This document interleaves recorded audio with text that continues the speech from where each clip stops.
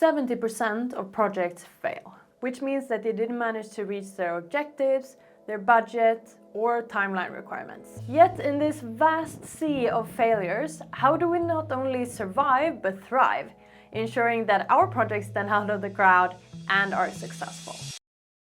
This is how most organizations work with project management. They start up a project where people don't really know what the expectations are or what the end goal is like. They set up unrealistic deadlines and people are not available, which leads to a lot of stress for everyone involved and, frankly, really bad results. A project plan is like a map for the project, or maybe even the whole travel itinerary for that sake. And the best project plan is not the most all-encompassing, perfect project plan. It is the plan that gets done, that gets communicated, and that everyone is aware of. And in this video, I will go through the 6 steps to making a killer project plan so that you quickly and easily can get started with your project, go through step by step how to execute each part to get the best end results possible, and stay away from those 70% of failed projects. And lastly, I will share with you how you can get access to my project plan template that I will be showing in this video completely for free so that you don't have to start from scratch. The first step of a project plan is not the actual plan itself, it's the communication around the plan. Because in a project, you will need to talk about the project so many times, and you will need help from people to move the project forward with the competences, resources, and decisions. So like any type of change, you need to start with the vision. Or as Simon Sinek says, start with why. You need to formulate an engaging purpose statement that explains why the project exists and what it aims to achieve. In this purpose statement, extending Company X's digital platforms with a comprehensive mobile application is the what are you going to do? And then this sentence of ultimately promoting a healthier lifestyle and improved well-being is the why.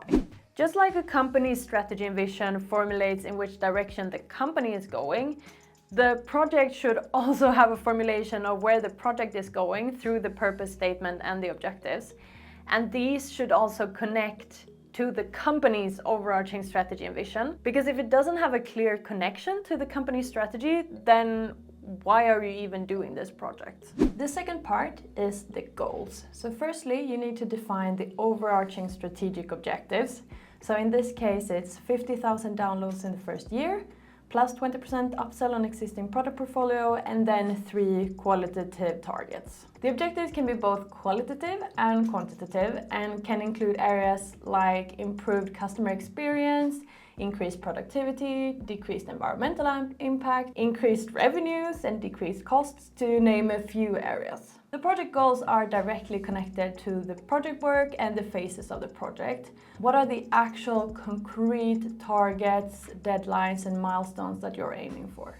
These 3 parts should be communicated again and again and again, because everyone who is involved in the project should know these by heart, because this is what you aim to achieve, and this is what you should base your decisions on. How many times during a project have you heard, "What about XYZ? Shouldn't that be a part of the scope? Have we missed that?" And what you want then is a super clear project scope definition, and most importantly, a list of what is not included in scope. So in this example, we state that in scope is iOS platforms and a list of different functionalities. And in the out of scope, we make some clear definitions of what is not included in scope. So in this example, it's integration with other internal IT systems, it's the Android platforms, and it's marketing related activities.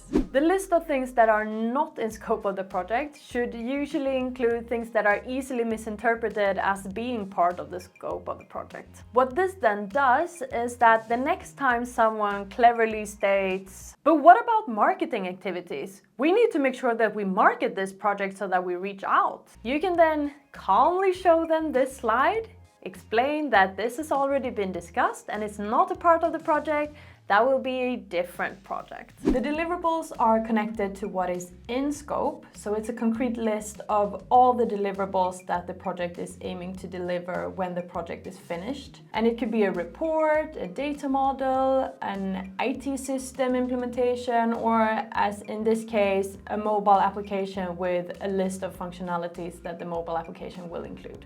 Something that I find very useful in projects is to know the priorities between time, cost, and the scope of the project. Because as we stated in the beginning, around 70% of projects fail because one of those dimensions are exceeded. And even though this project plan will put us ahead of most projects, there still will be very tricky situations where you have to make difficult decisions. But how do we find all of this information and all of these priorities in order to make a good project plan? The way I see it is that project management is not some kind of like managing a blob of something very undefined, something very abstract. It's almost exclusively managing people. So how do we set up this plan? Well, we need to go out and talk to people. We need to find out who needs to be involved in this project, who has the expertise needed to do all of these activities, who can take decisions on this. Why are we even doing the project? Like who decided that this should be done? What should be included in scope and what are the priorities as we just discussed? And many other of the questions that will come later when you set up the whole project plan. So in regards to the prioritization between time, cost and scope, well, ask the proposed steer code. For the time plan that we'll soon get into, ask the person who is proposed to do the task how long it will take. Moving on to the timeline, which is probably what most people think about when they hear about a project plan. I think a good project plan includes the following parts: the phases of the project, if there are different phases, activities that need to be performed, or maybe groups of activities if it's a larger project, any work streams, important milestones, deliverables, and meetings. And of course, it should be time specific so that you know how long the whole project is and how much time you have allocated for each thing and where the important deadlines are. The time plan should capture the most important parts of the project without being too specific, because if you go too into details, you'll just spend a lot of unnecessary time reporting on those activities, and it will be really difficult to estimate the time of each of them. So I think activities or groups of activities that are about a week long is about the shortest you should go when writing them into the time plan. The most tricky part here is making it reasonable and realistic. And how do you do that?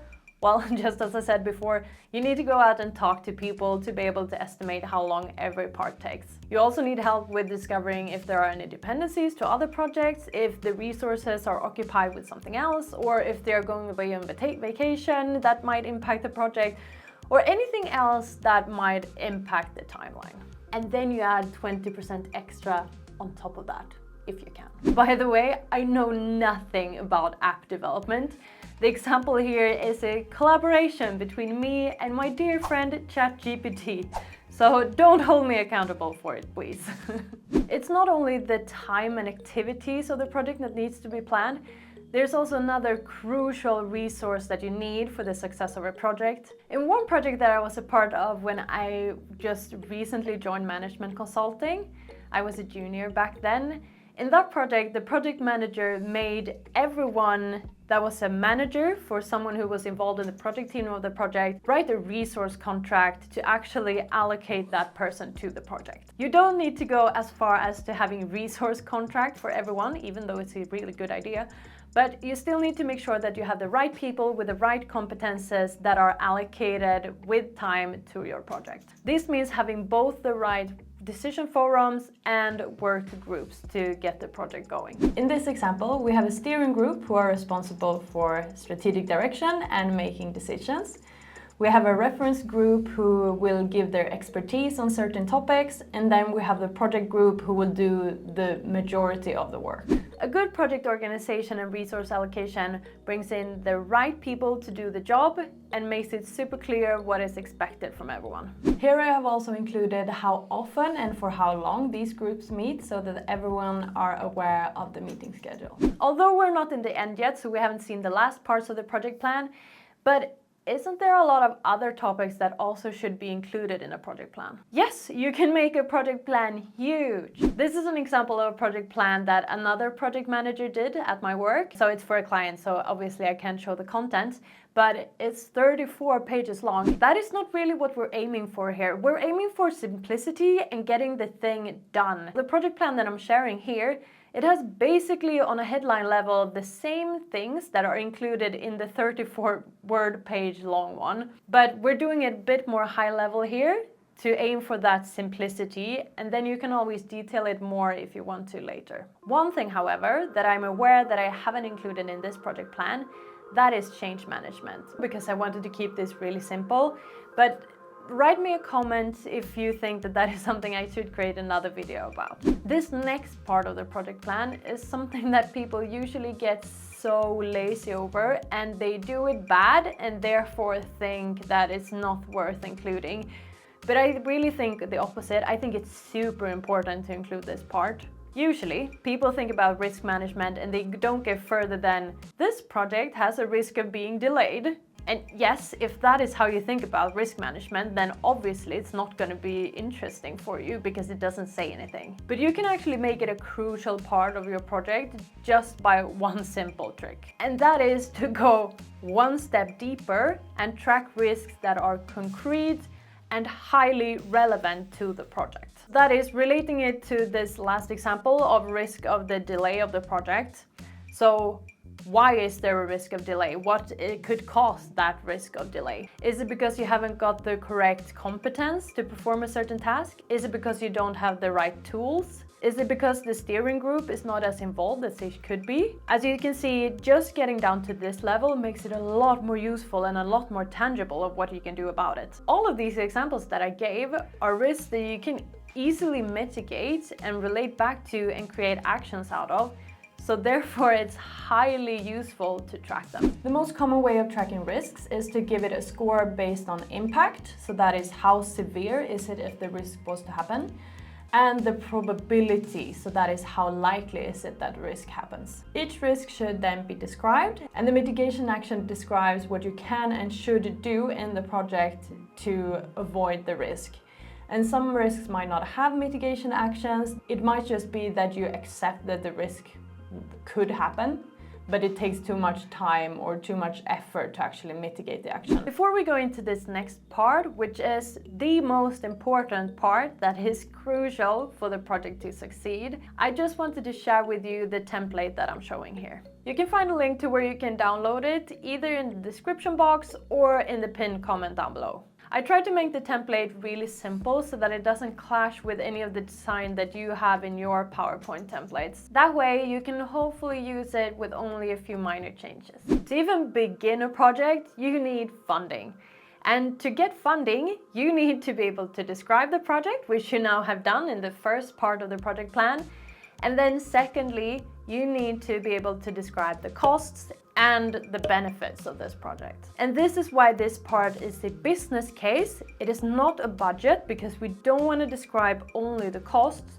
We also want to describe the benefits that you gain from completing this project. So on the left side, you write down any costs that will occur during the project and maybe after the project is completed as well.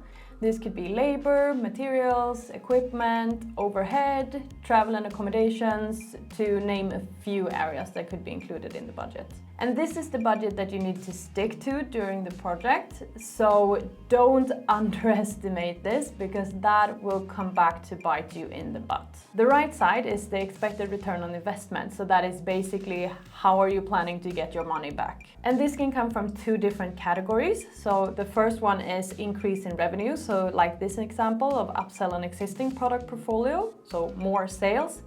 And it can also come from reduced costs. So for example, if you do some kind of IT implementation, the new system might be cheaper per year than the old system, and therefore you will save money. The last crucial part of being a good project manager is to be able to manage people's time effectively. Therefore, one of the most important skills as a project manager is to be able to hold effective meetings, which you can learn more about here.